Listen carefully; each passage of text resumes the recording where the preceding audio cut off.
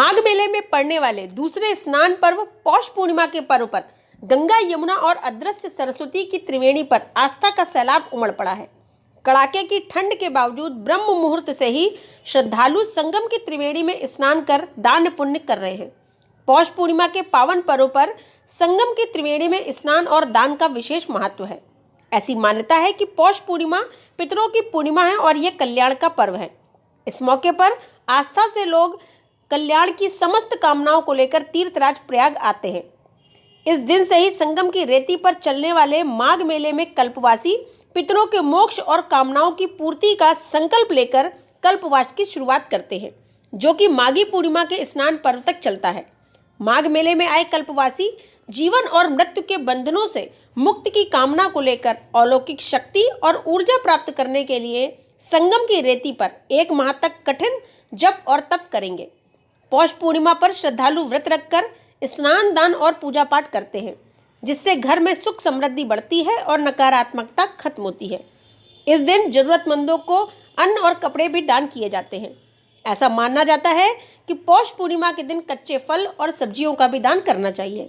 क्रम करेंगे। अब आज का यही है कि सुबह सुबह गंगा स्नान किए हम लोग संगम आके, और संगम में ही रुके हुए हैं।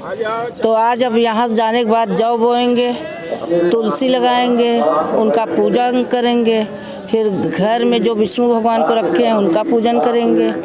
और ये दिनचर्या 3 बार नहाने का है। सुबह में ले लेंगे अन्न का 2 बजे तक, बस दाल और रोटी, मूंग का दाल और रोटी। और दान वगैरह कुछ करते हैं? हाँ, दान में तिल है, दाल, चावल, आटा, सब्जी, फल, जितना हो सके उतना दान करें। दान का कोई सीमा नहीं है, तो रखे हुए हैं। अभी आगे बढ़ते हैं तो हम दान करेंगे। और दान के पश्चात वहाँ पर एकादशी तुलसी और तिल का ही होता है 108 का दाने का पूजन। कितने सालों से कर रहे हैं? ये हमारा प्रथम है, पहला। कितने साल तक ये होता है? ये होता है आपकी मर्जी। आप 3 साल पे उसका उद्यापन करिए, 7 साल पे करिए, 12 साल पे करिए, या तो हो सके 24 साल करिए। जितना हो सके उतना करिए। नाम बता दीजिए। शीला त्रिपाठी, प्रयागराज से, राजरूपपुर। आज माघी पूर्णिमा आप लोग स्नान करने हैं, कितना खुशी है? बहुत खुशी हो रही है। आज से स्नान स्टार्ट हो गया। आज माघी पूर्णिमा का पहला स्नान है। अब जो कल्पवास करेंगे वो 1 महीने करेंगे, और फिर राम मंदिर भी बना हुआ है, तो हम सब बहुत खुश हैं। ये हम सभी के लिए बहुत अच्छी बात है, पूरे देश के लिए, पूरे विश्व के लिए। सबका कल्याण हो, सब खुश रहे। मनोकामना क्या है? मनोकामना यही है कि बस सब कुछ अच्छा हो, सबके साथ अच्छा हो, अच्छा गया 20 साल भी सब अच्छा जाए, जग का कल्याण हो। और क्या नाम बता दीजिए। प्रियंका दुबे। 2024 का ये माघी पूर्णिमा का पहला स्नान है, और अयोध्या मंदिर भी बना हुआ है, उसकी प्राण प्रतिष्ठा हुई है। इससे पूरे देश में खुशी की लहर दौड़ रही है। और यहाँ जो लोग कल्पवास करते हैं, वास्तव में उनको बहुत हिम्मत की दाद देनी पड़ेगी। इतनी ठंड में इतना रहना, और हम लोग तो यहीं लोकल इलाहाबाद रहते हैं, हम लोग भी हर स्नान नहाते हैं, और ठंड बहुत ज़्यादा है। और माघी पूर्णिमा का स्नान है, मैं तो कहती हूँ सब जितने भी देशवासी हैं सबको करना चाहिए। और कल्पवासियों के लिए बहुत बहुत धन्यवाद है, जो यहाँ संगम नगरी में रह के करते हैं, और जो यहाँ संगम नगरी में लोग रह रहे हैं और सब स्नान करने आए। मेरी तो यही मनोकामना है। और स्वच्छता और स्वच्छता के लिए मैं सबसे ये कहना चाहूँगी कि कोई भी व्यक्ति गंगा जी में माला, फूल आदि चीज़ों को चढ़ाए नहीं। अपने घर ले जाके अपने घर की पूजा करिए, घर को भगवान को समर्पित करिए। गंगा जी में स्नान करने आए, स्नान करिए। यहाँ कोई भी ऐसी चीज़ मत करिए जिससे कूड़ा फैले, लोगों को हानि हो। इतनी सरकार इतनी सुरक्षा हमारे लिए कर रही है, कम से कम उसका अगर हम ही जनता उसका योगदान नहीं करेंगे तो फिर कौन करेगा? हम ही लोग को उसकी सुरक्षा करनी है। पुलिस की बिहेवियर कैसा है? बहुत ही अच्छा है, काफ़ी अच्छा प्रोटेक्शन कर रखा है। बराबर उन लोग अनाउंसमेंट सब चीज़ के लिए कर रहे हैं कि मतलब यहाँ माला फूल ना चढ़ाएं, और काफ़ी अच्छी व्यवस्थाएं हैं। महिलाओं के लिए नहाने का? महिलाओं के लिए चेंजिंग रूम भी बना हुआ है। महिलाएं चेंजिंग रूम में कपड़ा चेंज कर सकती हैं, और बार से इस बार ज़्यादा अच्छी व्यवस्था है यहाँ पे इलाहाबाद में। नाम बताइए। ममता सिंह। ये बताइए माता जी, आज से कल्पवास स्टार्ट है, आप लोग कैसे नहाना खाना स्टार्ट करती हैं, और कितने दिन का ये होता है, और कितने साल से आप कर रही हैं ये देखिए, हम तो कर रहे हैं, आज ये हमारा 7वां साल है।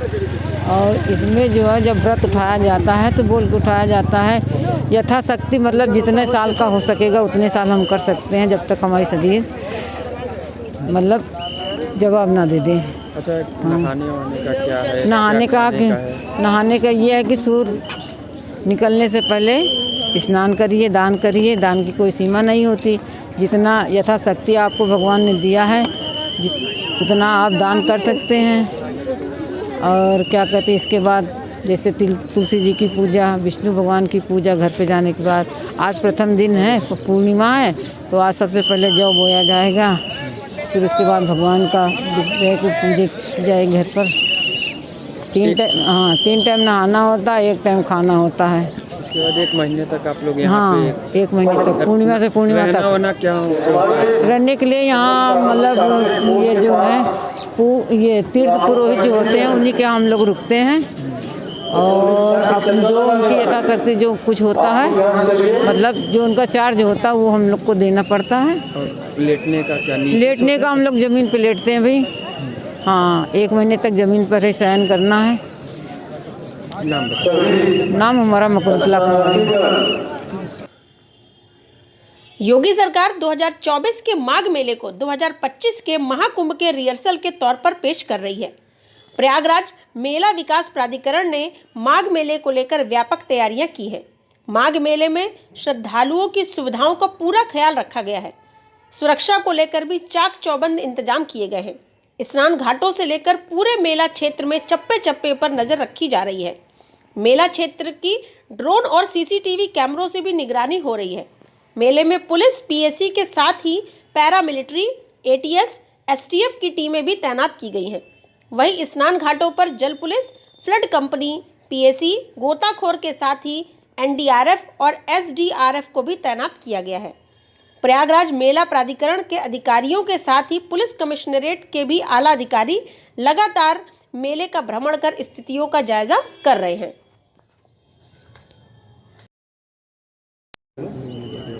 और वहाँ अयोध्या से भी लोग आ रहे हैं, तो किस तरह की? जी, पौष पूर्णिमा का पर्व है और आज से माघ मास प्रारंभ हुआ है। कल्पवासी विगत 2 दिन से लगातार माघ मेले क्षेत्र में आ रहे थे और अपने कैंप और शिविरों में व्यवस्थापित हो रहे थे। प्रातःकाल से कल्पवासी और अन्य स्नानार्थी संगम तट पर और विभिन्न स्नान घाटों पर प्रातःकाल से आप देख रहे हैं कि शीतलहर और घना कोहरा होने के बावजूद आकर लगातार स्नान कर रहे हैं। एक व्यापक सुरक्षा योजना के तहत सारी व्यवस्थाएं सुनिश्चित की गई हैं। माघ मेले क्षेत्र में सुगम आवागमन देने के उद्देश्य से, चाहे वो अयोध्या से साधु संत आ रहे हों या अन्य तीर्थयात्री यहाँ पर आ रहे हों संगम राज में, तो उसको सुगम आवागमन देने के लिए हम लोगों ने माघ मेले क्षेत्र में पार्किंग की व्यवस्थाएं सुनिश्चित की है, जिससे श्रद्धालुओं को कम से कम पैदल चलना पड़े। जल में सुरक्षित स्नान देने के लिए डीप वाटर बैरिकेटिंग, जाल का व्यवस्थापन संगम घाट पर और सभी अन्य स्नान घाटों पर सुनिश्चित किया गया है।